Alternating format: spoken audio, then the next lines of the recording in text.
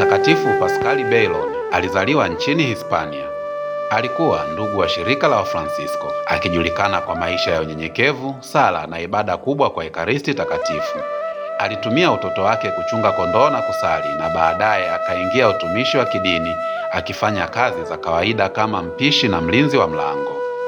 Paskali alipata maono ya kiroho na alikuwa na mapenzi makubwa kwa sakramenti takatifu.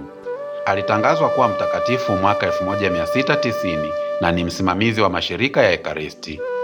Maisha yake ni mfano wa ibada, unyenyekevu na toba.